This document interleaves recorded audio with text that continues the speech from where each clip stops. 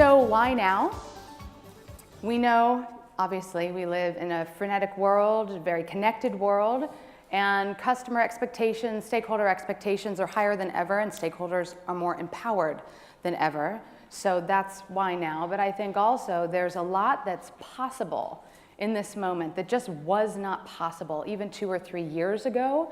So we have a huge opportunity to engage individuals at scale in a way that we've never been able to do before. And I think that's pretty exciting. So you are familiar with the new model. This has appeared several times with character, corporate character at the center. And if we can engage with our stakeholders and our key shareholders, community members, associates, et cetera, around shared belief and move them to advocacy at scale, it's incredibly powerful, and digital engagement systems can certainly play a role in that. So the new CCO work has been coming along since the previous work was launched in 2012. Earlier this year, the new CCO work was published and had 3 key parts. The first being the foundational CCO. This is a lot of the work that we've all been doing for decades, sort of the foundational part of what it means to be a chief communications officer, followed by the work and the role we play as integrator. And this came up even this morning, that we are uniquely positioned to bring other functions together around critical themes and initiatives and really bring that external focus to a lot of those discussions that are incredibly important to our companies, like purpose, for example. So what we're going to talk about is the third piece, digital engagement systems, and how we as CCOs can be builders of these systems. One of the things about the white paper, if you haven't been through it yet, there are a couple of pages that try to define what we're talking about. And then if you're sufficiently confused by the time you get through that, there are 3 steps at the end. Because the 2 questions that I've been hearing when I mention digital engagement systems are, I sort of know what you're talking about. I think I know what you're talking about, but I don't really know what you're talking about. You know, can you explain, what do you mean by a digital engagement system? The second question is, okay, now I'm there with you intellectually. I want a piece of that. I want to be doing that more and more for my organization. So what do I do now? And what I love about the white paper that Alan and the team constructed is that at the end, there are these 3 steps. The first step is taking stock in what you have. And there are a lot of really basic questions about systems and processes that you may very well want to have in place at your organization. The second piece is, if you want to plus that up, if you feel you're not all the way to bright yet on these systems, how do you construct a business case to get the buy-in emotionally and to get the funding from your C-suite to take it that next step further? And then the third step is all around iteration. So let's do things, let's fail at some things, let's learn and go on and iterate and grow. So take a look at that if you haven't already.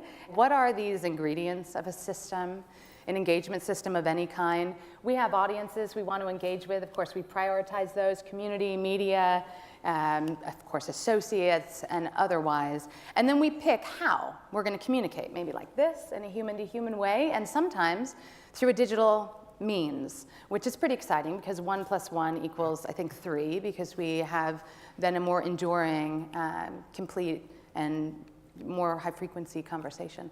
And then we have to measure what success looks like, and are we winning, are we losing? Because we know if we're sort of talking but no one's there talking with us, then we're not winning.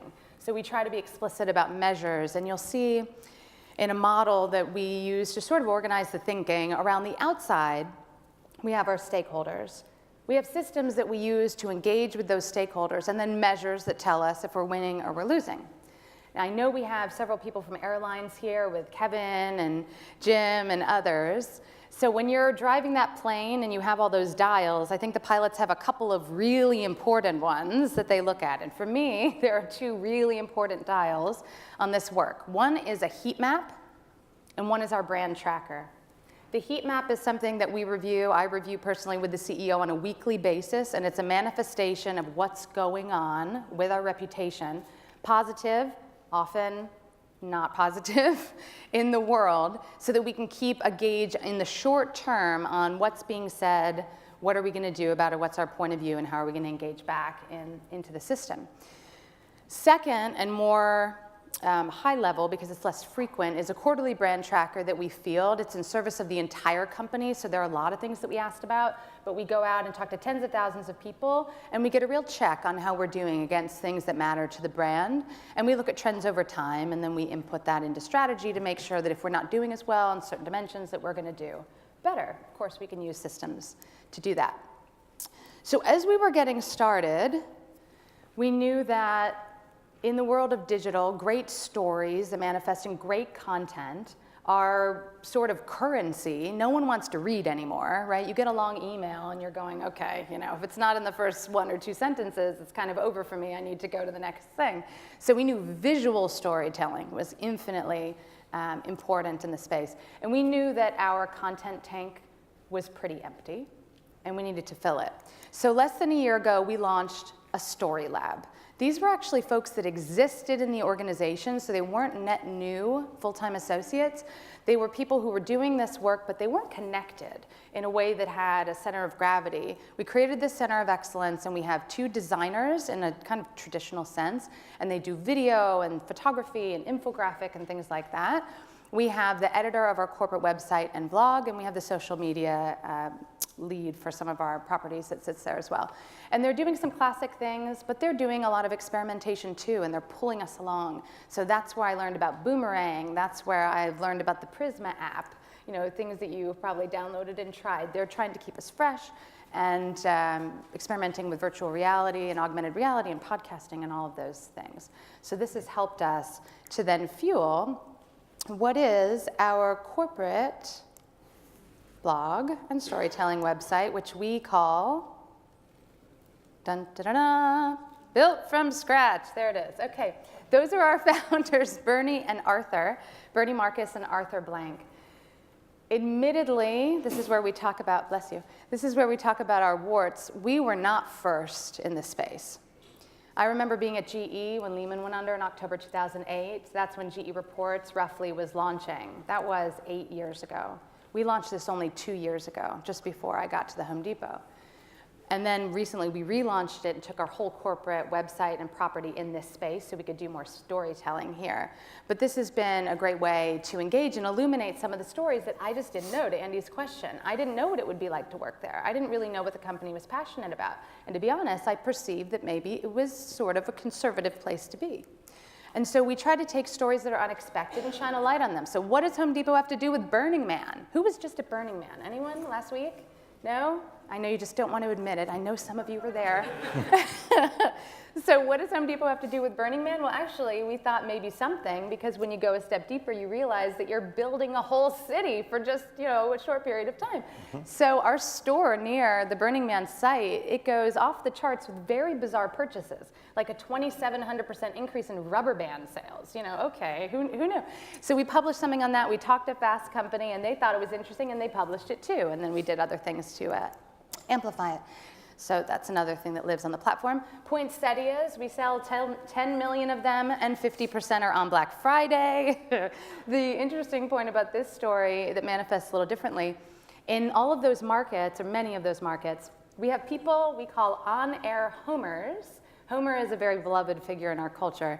And they're orange-aproned associates. They can be working cashier or lumber or plumbing, whatever it is. It's not the leader, it's not the manager. And they go on local TV and they talk about what's going on. So if you live in Florida, they could do hurricane preparedness, or at Christmas time, they could tell you all about how to decorate with poinsettias. So we should probably talk about reputation risk a bit. And so I suppose I have a 2-part question for you. The first one is, I wonder if you'd be willing to share with the group an example of a situation of reputation risk that you were personally involved with, ideally involving you, actually, would be great. And then second, I was wondering if you might have a case study by chance to share with the group about how the Home Depot thinks about managing reputation risk in the digital sphere. Is the personal one allowed to be work-related? If you choose. Okay, we'll go into, we have metrics, we measure. BrandWatch is such a theme of the conference, and we use BrandWatch too, and it's been a really useful platform for us. It's in my space where I sit, it's in the team's space, and we're looking at it all the time. There's a particular dashboard. It's helpful as an aggregator, because when things get big or things turn red, then I pay attention. It's kind of idiot-proof, which is helpful.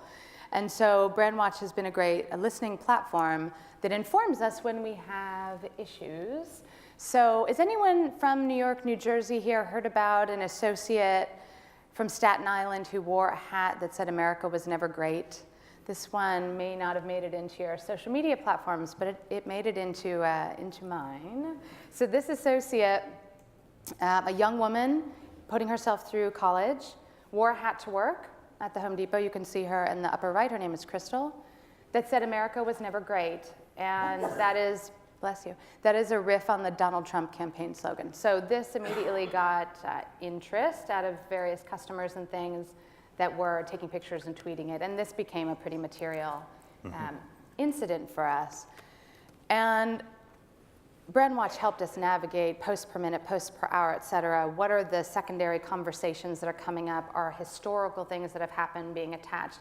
We had a copycat Facebook account, very cleverly done, that was 80% really smart and 20% crazy in what they were saying.